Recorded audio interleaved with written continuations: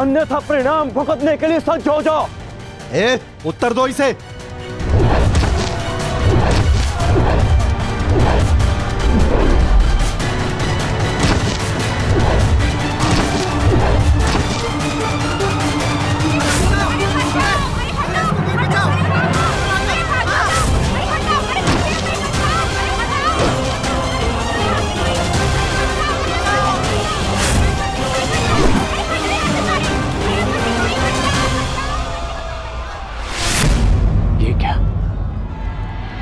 मैंने तो सहस्त्र चलाया था, मेरे बाण शस्त्र बाणों में परिवर्तित क्यों नहीं हो रहे?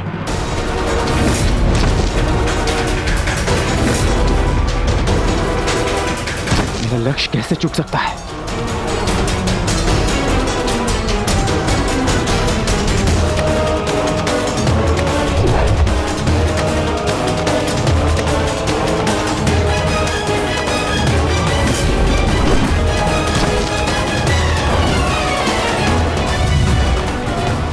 पर्वतास्त्र।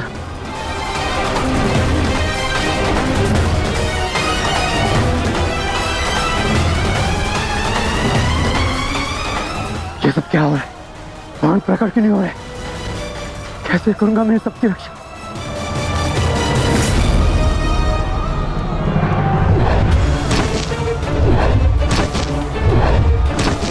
तुम शीघ्रता करो पार्थ, द्वारका की सभी स्त्रियों को अपने साथ हस्तिनापुर लेकर लौट जाओ। किंतु माधव, मैं आपके आदेश का पालन कैसे करूं? कैसे करूं इन सबकी रक्षा?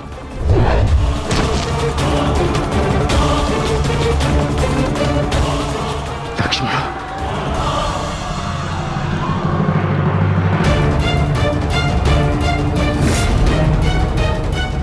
छुप के बैठिए। उठ, उठ, चलो, चल, चल।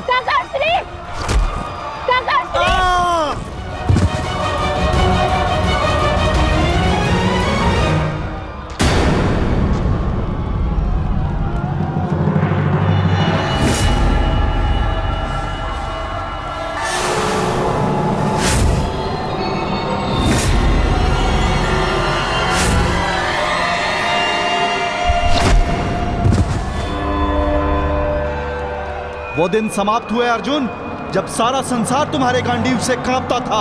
अब नवयुग आरंभ हो चुका है।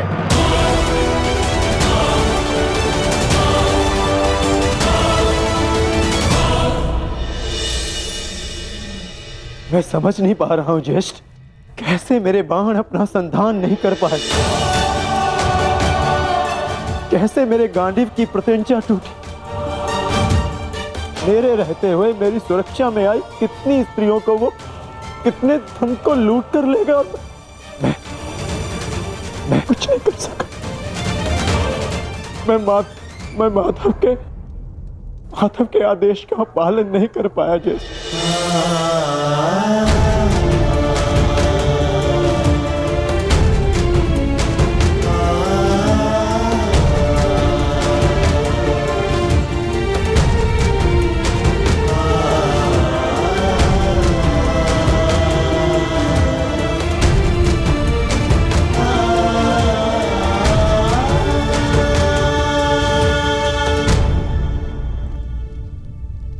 नाश हो गया,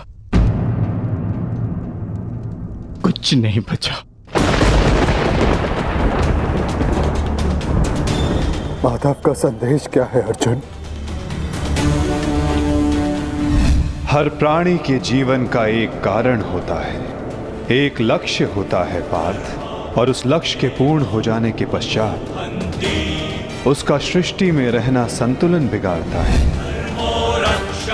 द्वारका की सभी स्त्रियों को और बालकों को अपने साथ हस्तिनापुर लेकर लौट जाओ, ताकि वो हस्तिनापुर के परिवर्तन का भाग बनकर धर्म के मार्ग पर चल सके, नवीन युग का आलिंगन कर सके। मैं समझ गया अर्जुन, मैं समझ गया। धर्मो रक्षति रक्षितः, तस्मात् धर्मो न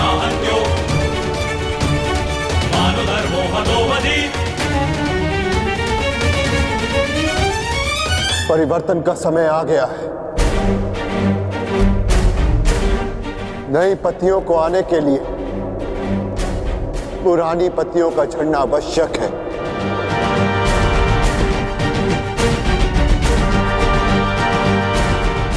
आपका मंतव्य क्या है आर्य? शीघ्र ही सबको सब कुछ समझ आ जाएगा।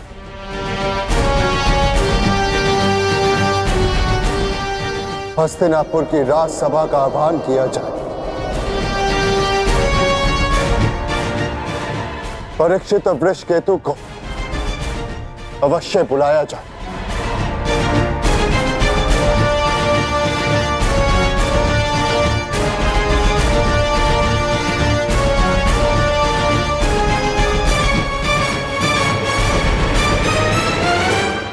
आज ये सभा यहां इसलिए बुलाई गई है, जो योग्य है उसे उसका अधिकार प्राप्त हो। हम सब यहां अपनी नई पीढ़ी का स्वागत करने के लिए एकत्रित हुए हैं। वृषकेतु,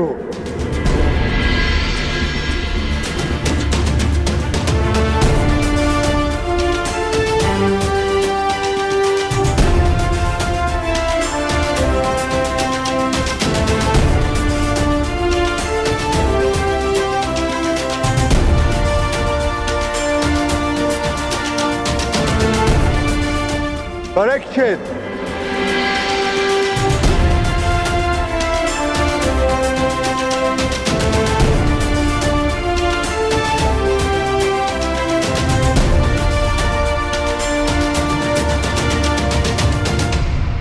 मैं सम्राट युधिष्ठिर आप सभी के समक्ष परीक्षित को हस्तिनापुर का राजा घोषित करता हूं। महाराज परीक्षित की, महाराज परीक्षित की, महाराज परीक्षित की, महाराज परीक्षित की। और वृषकेतु को इंद्रप्रस्थ नरेश घोषित करता हूं। महाराज वृषकेतु की, महाराज वृषकेतु की, महाराज वृषकेतु की, महाराज वृषकेतु की।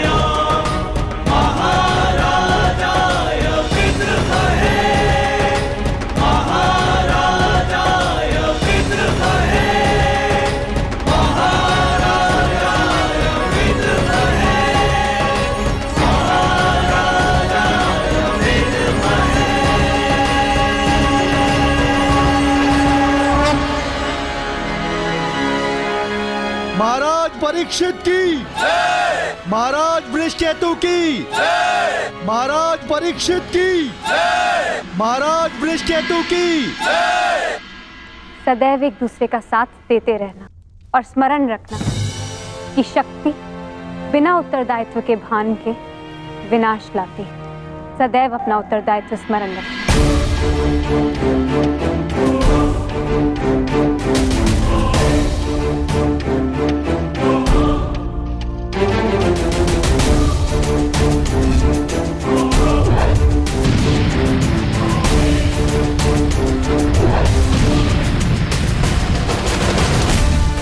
तुम्हारे पिता ने तुमसे छोटी आयु में चक्रव्यूह तोड़ा था। ध्यान रहे, काम, क्रोध, मद, मोह और आसक्ति के चक्र में मत पड़ना पुत्र।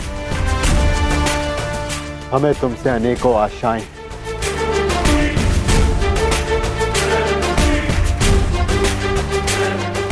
और तुम्हें उन पर खरा उतरना है। मुझे विश्वास है कि मेरे पश्चात परिवर्तन क्या रहते हैं प्रारंभ होगा। हमारे पिता समाज के लिए प्रेरणा थे। तुम भी उनके जैसे सूर्य बनकर चमकना, उनके यश को और भी अधिक उज्ज्वल करना पुत्र।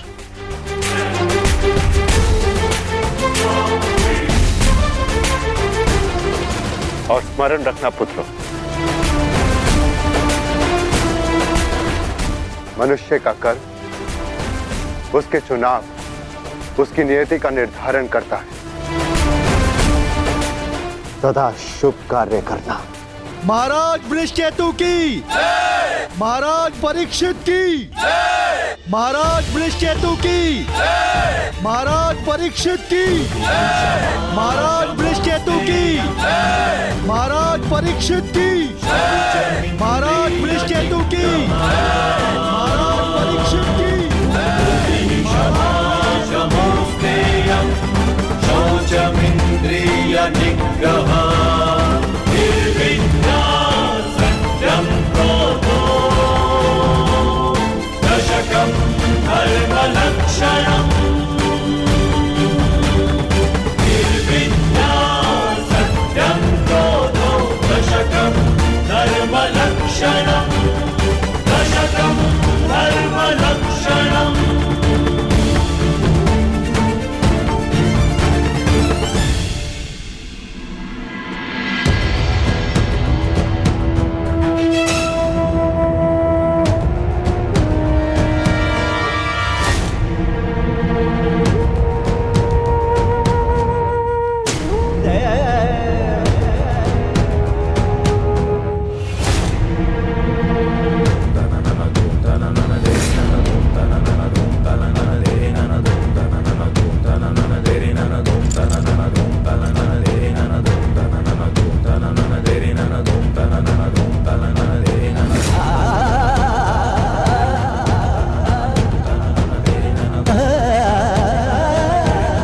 श्रेष्ठ भीतर कर क्या रहे?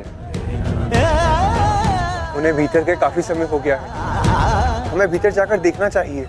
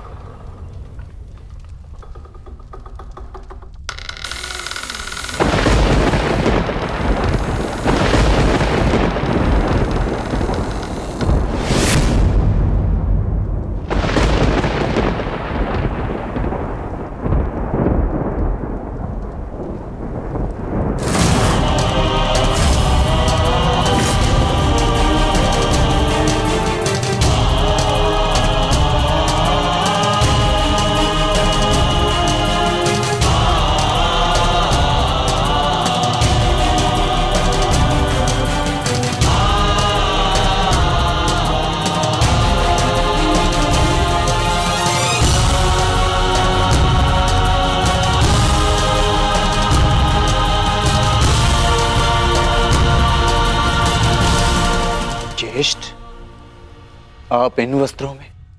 माधव का संदेश सुनकर भी नहीं समझे अर्जुन। एक समय के पश्चात जब मनुष्य के जीवन का लक्ष्य पूर्ण हो जाता है तो उसकी उपस्थिति सृष्टि का संतुलन बिगाड़ देती है। इसीलिए मैंने यह निर्णय लिया है कि मैं महाप्रस्थान करूंगा।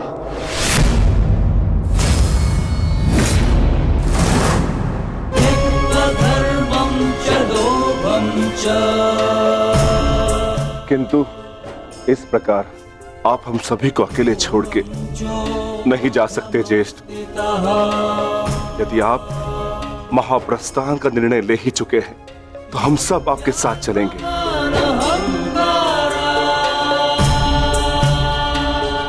क्योंकि जहां आप है ज्येष्ठ, वही हमारा घर है।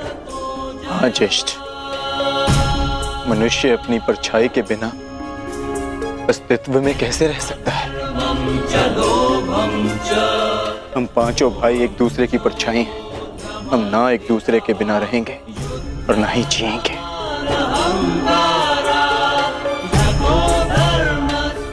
एक बार फिर आप सबने अपने भ्राता प्रेम का उदाहरण प्रस्तुत किया, किंतु मेरा क्या आर्य?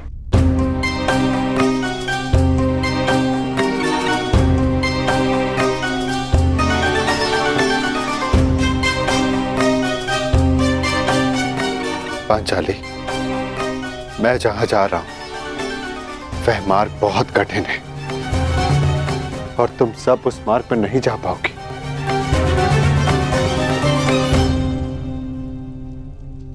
कोई भी मार्ग मेरे जीवन रूपी मार्ग से ज्यादा कठिन तो नहीं हो सकता ना आर्य?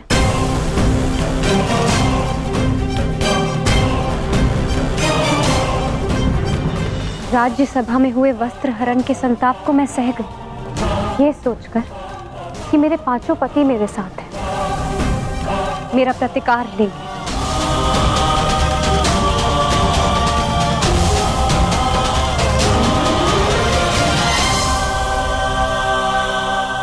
राज्यसभा में हुए वस्त्र हरण के संताप को मैं सह गई, ये सोचकर कि मेरे पांचों पति मेरे साथ हैं, मेरा प्रतिकार लेंगे।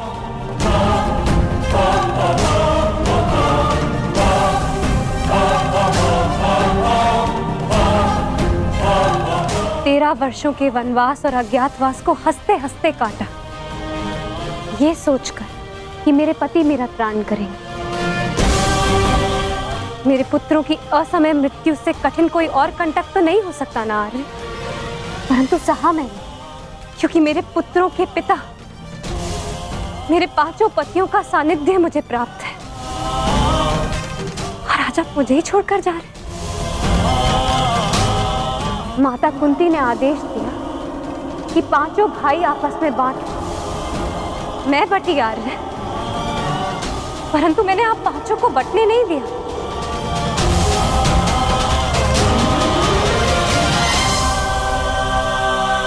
अब चाहे मार्ग के कांटे हो या पत्थरों की ठोकरें, हम सबका प्रारब्ध साथ है।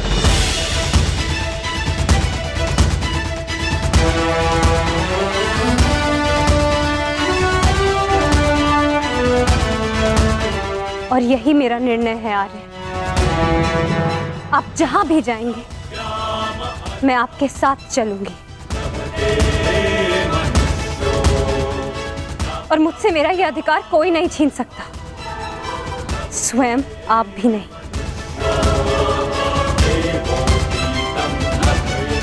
मैं चयन कर चुकी हूं आर्य, अब इस यात्रा का जो भी परिणाम होगा मुझे स्वीकार होगा।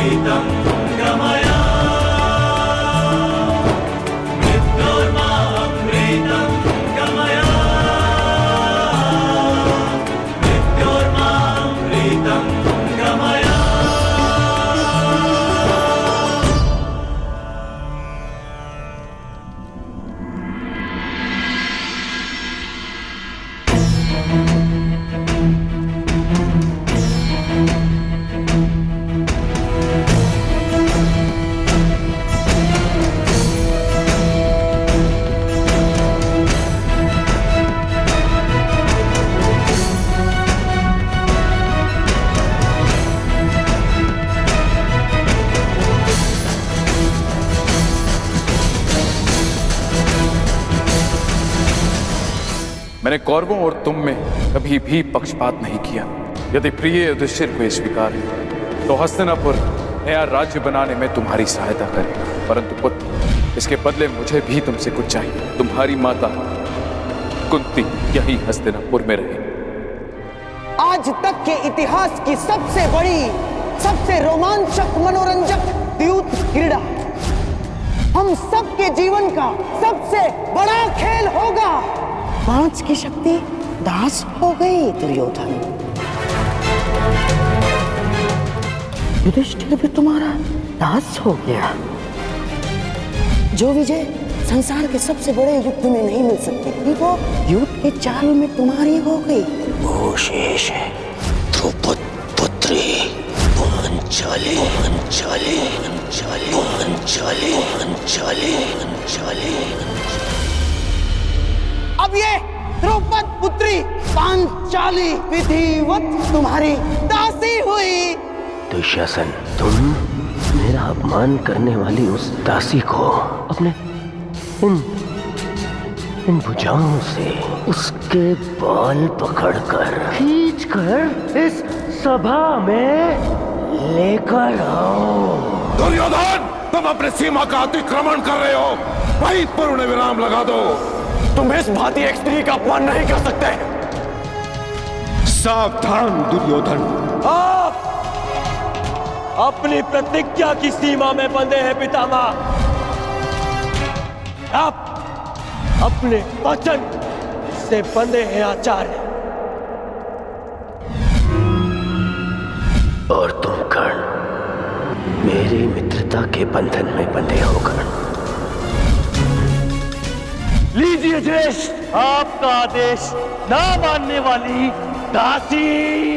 आओ दासी द्रौपदी, आकर मेरी गंगा में बैठो। आओ, वस्त्र हरण करो इस दासी का।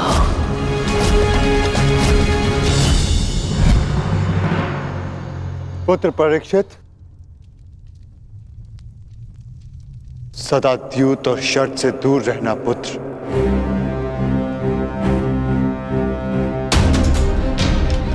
क्योंकि ये मनुष्य को काल के गर्त में पहुंचा देता है।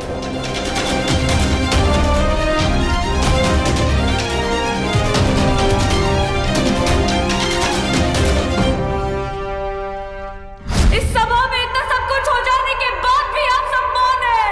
परंतु इस अधर्मी दुर्योधन को उसके कुकर्मों का दंड अवश्य मिलेगा। और उससे पहले इस सभा में उपस्थित वो हर व्यक्ति जिसने मौन रहकर ये अधर्म होते हुए देखा, उन्हें उनके मौन रहने का दंड मिलेगा। श्राप है ये अपनी सुता द्रौपदी का।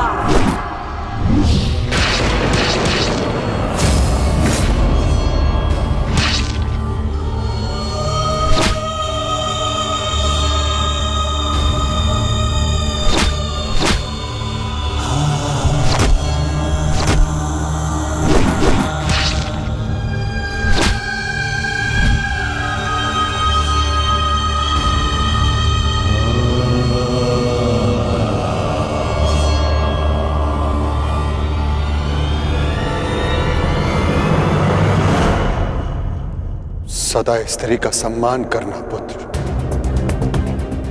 किसी को भी स्त्री का अपमान न करने देना,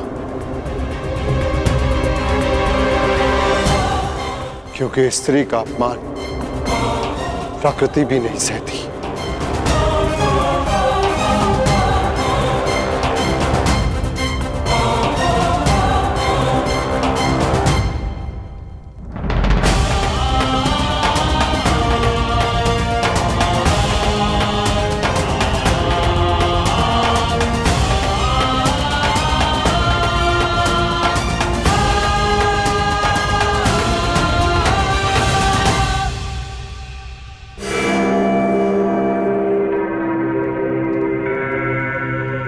मैं दुर्योधन आज हस्तिनापुर के सिंहासन को दांव पे लगाता हूँ।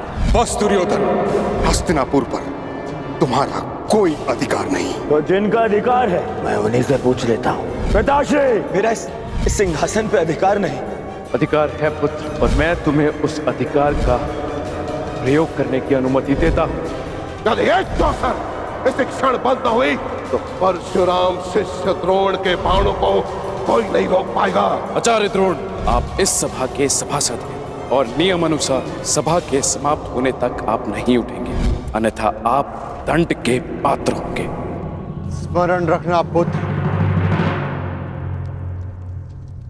राजा वो नहीं जो राज्य की सीमा के पार देख सके। राजा वो है जो प्रजा की आंखों की सीमा में आए एक आंसू को देख सके।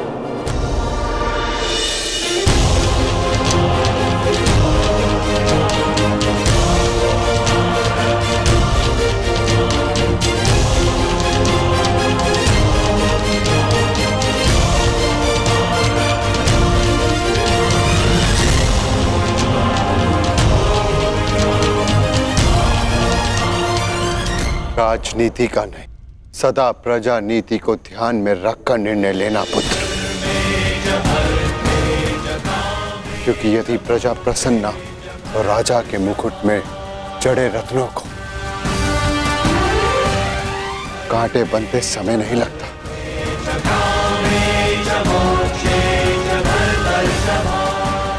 धर्म के साथ शासन करना,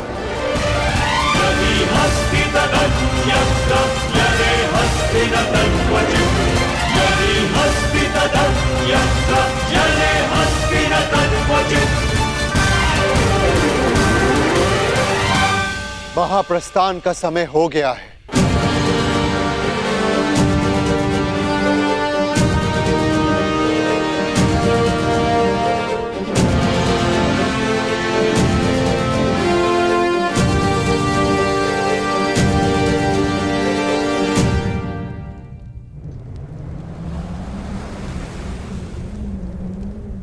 वानप्रस्थ में प्रस्थान करने का समय आ गया है।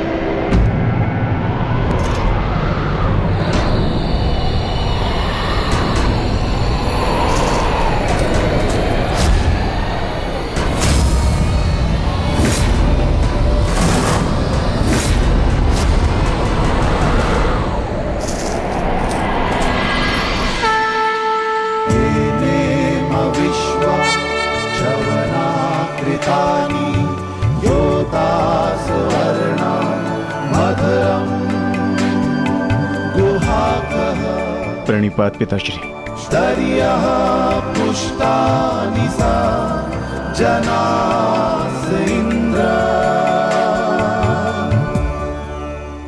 महाप्रस्थान का अर्थ समझते हो ना पुत्रों?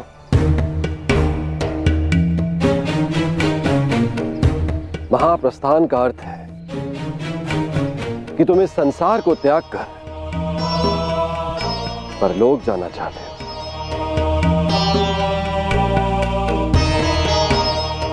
परंतु स्मरण रहे, यह मार्ग इतना सरल नहीं है पुत्रों। हमारे समक्ष अनेक विपदाएं, अनेक समस्याएं उत्पन्न होंगी।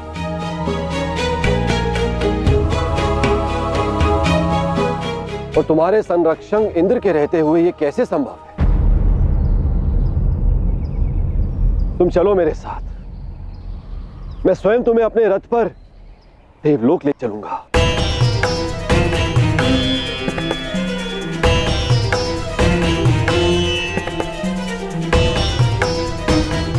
आपका हमारे प्रति ये प्रेम गदगद कर देने वाला है इंद्रदेव, परंतु हम आपके साथ जाएंगे या नहीं, इसका निर्णय स्वयं इंद्रपुत्र लेंगे।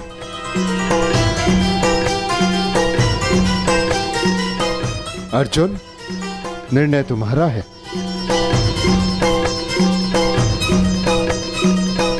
पिताश्री, हम पूर्ण रूप से देव नहीं, हमारे भीतर आधा अंश मानवों का है और मनुष्य को परलोक तक पहुंचने के लिए यात्रा करना अनिवार्य है। हम मनुष्य की पीड़ा और समस्याएं सहते हुए महाप्रस्थान करेंगे।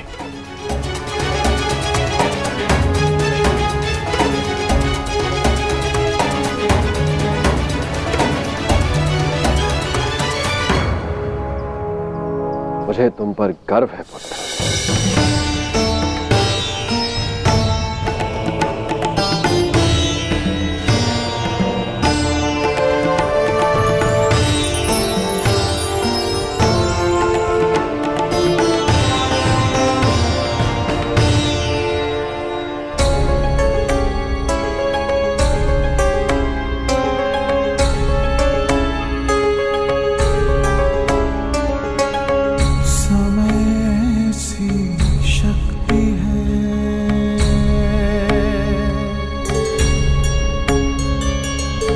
सभी समय से हारे,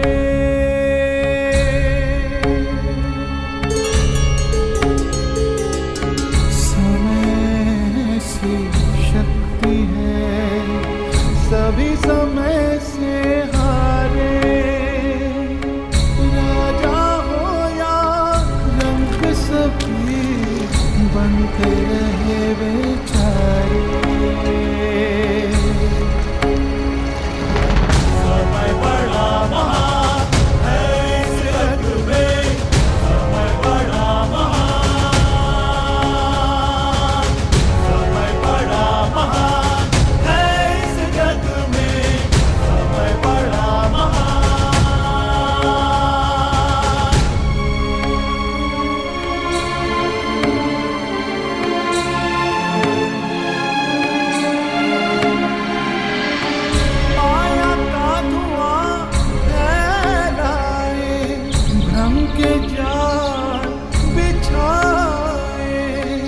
मन में घृणा द्वेष भरे, फिर अपनों को लड़वाए। सही समय पे सत्य को लाए, झूठ को करे किनारे। राजा हो या रंक सभी बनते रहे बेचारे, बनते रहे बेचारे। समय बड़ा महान है इस जग में, समय बड़ा महान, समय बड़ा महान है इस जग में,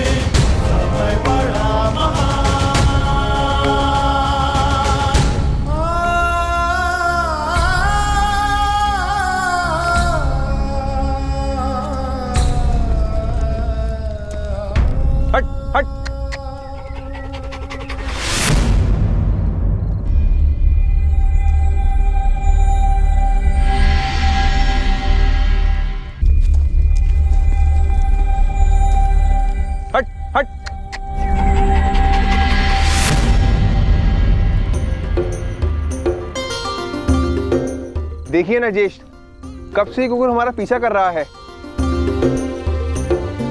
जाओ, हमारे पास तुम्हें देने के लिए कुछ भी नहीं है।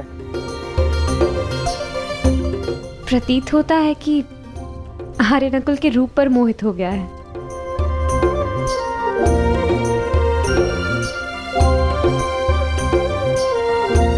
हट। रहने दो नकुल, यदि ये भोला जीव साथ आना चाहता है तो इसे आने दिया जाए। मनुष्य की अंतिम यात्रा में जो साथ दे उससे सच्चा सह यात्री और कोई नहीं। और फिर क्या पता इस कुकुर को भी इसका लक्ष्य प्राप्त हो जाए। आने दो।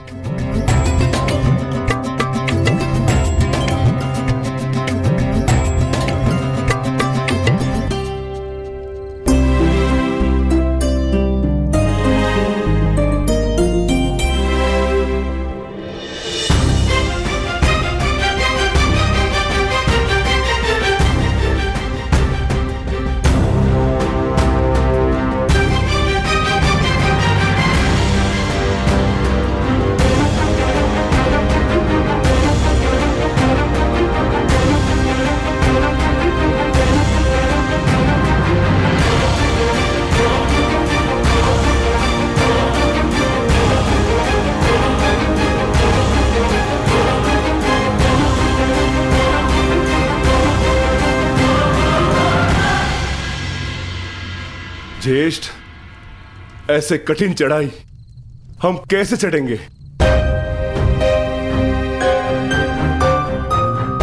मार्ग अब दुर्गम नहीं, अगम हो गया है और किस ओर जाना है इसका भी कोई भान नहीं।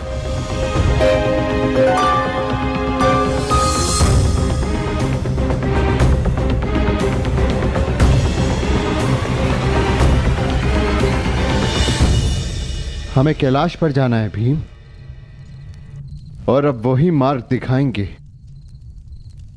जो कैलाशपति हैं। नमः शिवाय।